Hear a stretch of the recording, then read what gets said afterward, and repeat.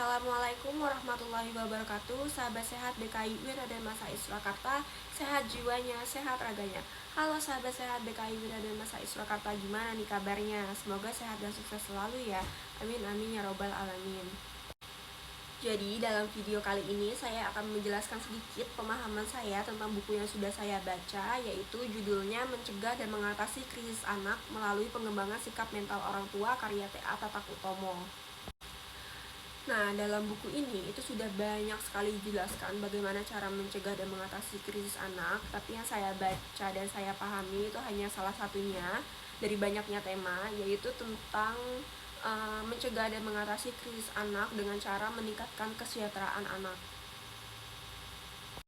Sebelum saya membaca buku ini, saya tuh beranggapan bahwa kesejahteraan anak itu bukan cuma tanggung jawab penuh dari orang tuanya, tapi lingkungannya ataupun kakak tertua itu harus mempunyai peran untuk meningkatkan kesejahteraan untuk adik-adiknya dengan cara memenuhi kebutuhan adik-adiknya, terus kayak membantu kebutuhan finansial orang tuanya, dan juga beranggapan bahwa anak-anak itu harus membantu keluarga secara finansial di kehidupan masa depan ketika orang tua itu sudah ada di tahap pensiun atau sudah di masa tua. Jadi ketika orang tua sudah pensiun, itu menurut pendapat saya itulah tugas anak untuk gantian, istilahnya balas budi atas apa yang sudah orang tua berikan dari masa kecil hingga dewasa kepada anak-anaknya. Seperti di era sosial dan budaya saat ini yang sedang tren, itu sering disebut sebagai generasi sandwich. Nah, generasi sandwich ini merupakan istilah untuk menggambarkan seseorang yang harus memenuhi kebutuhan dua generasi. Misalnya, anak yang harus memenuhi kebutuhan orang tuanya dan diri sendiri, apalagi anak yang sudah mempunyai keluarga sendiri.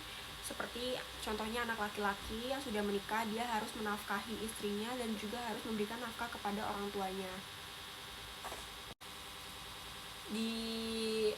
Di sosial media sering saya temukan anak-anak yang mengalami kasus seperti ini, dan banyak orang tua yang tidak menyadari bahwa tindakan tersebut membuat anak mengalami krisis mental, krisis sosial, dan juga krisis finansial.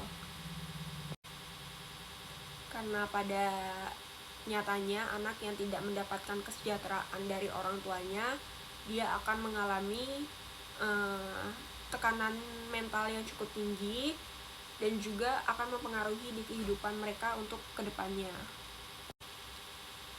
Nah, setelah saya membaca buku tersebut yang temanya itu meningkatkan kesejahteraan anak, saya mendapatkan pemahaman baru bahwa ternyata kesejahteraan anak itu merupakan tanggung jawab penuh dari orang tuanya, dan kesejahteraan anak itu merupakan sebuah target bagi orang tua. Jadi masih banyak orang tua yang menganggap bahwa untuk mensejahterakan anak itu merupakan suatu beban, tapi ternyata itu tuh salah.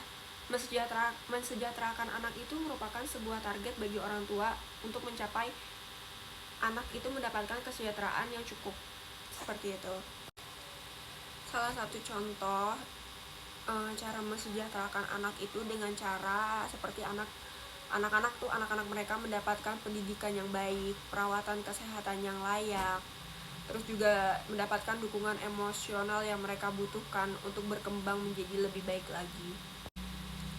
Dan untuk orang tua, agar anak bisa mendapatkan kesejahteraan yang cukup, itu orang tua tuh harus mempersiapkan ekonomi yang baik, yang stabil, agar anak itu tidak merasa menjadi generasi sandwich. Anak itu tidak harus mempunyai beban bahwa anak tuh harus istilahnya balas budi atas apa yang orang tua sudah berikan sampai anak menjadi dewasa.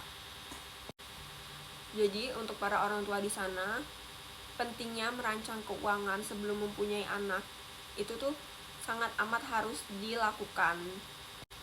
Maka dapat disimpulkan dari pembahasannya sudah saya jelaskan tadi bahwa kesejahteraan anak itu merupakan tanggung jawab penuh dari orang tuanya, dan Dapat dipastikan, anak yang mendapatkan kesejahteraan yang cukup, anak itu tidak akan mengalami krisis mental, anak tidak akan mengalami krisis finansial, dan anak tidak akan mengalami krisis sosial. Semoga yang saya sampaikan bisa dapat bermanfaat. Kurang lebihnya mohon maaf. Wassalamualaikum warahmatullahi wabarakatuh.